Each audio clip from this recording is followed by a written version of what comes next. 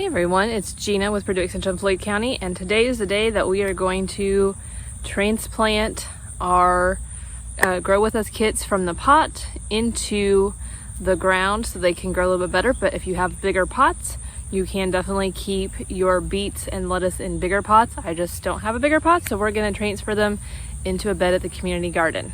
On the way here, my pot tipped over, so my plants have had a rough morning, but you can see we have really nice starts here. You can dig them out a little bit, and you can see this is what, if I can get a hold of it, what they're looking like here.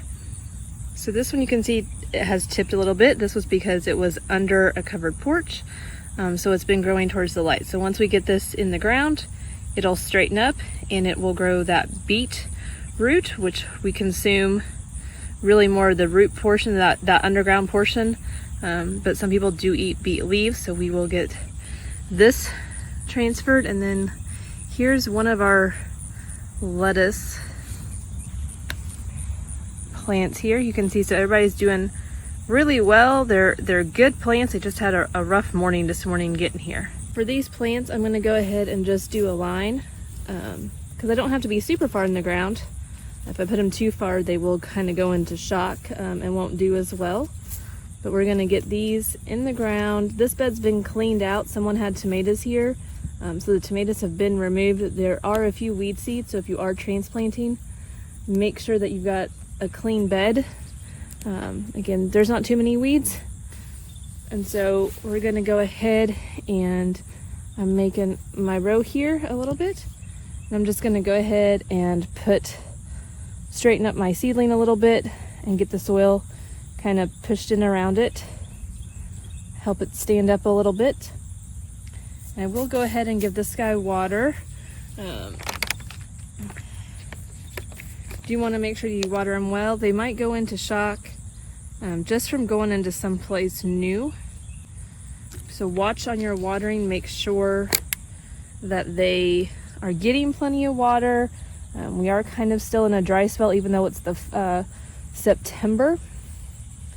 But you can see, even though it was a little curved, I have been able to get it straightened up a little bit. And we will get to the next plant. And I can do kind of like an interplanting, so I could, put my lettuce down here a little bit and interplant my stuff, because they can, they're ready at different times and we're using different parts, so we can alternate beets and lettuce. Since some of you may have head lettuce, you may not want to do that, so you could make 2 rows, one of beets and one of lettuce, and it would do the same thing. By removing my plants from the pot, I can also separate them a little bit. So if you went directly into the ground with your seeds, we would call this thinning, and you'd have to pick some of your plants or your seedlings out of your row to make room for the other ones to grow. By doing it in the pot, I can not have to kind of be selective, and I can really transplant everything that starts, instead of having to pick some seedlings and throw them away. I can let them grow and then put them in the ground where they're bigger, and I can space them out a little bit more. So all of our plants are now in the ground, and I grabbed the potting soil out of the pot that I had them in and put it around our seedlings because it was already wet and I don't like to waste potting soil. And so it's around here to help out in moisture. The plants are watered, and now we just need to wait and see. I will have to check on them frequently to make sure they don't go dry in here, because we aren't scheduled for rain anytime in the near future, and we want them to thrive, so I will have to check on them for watering.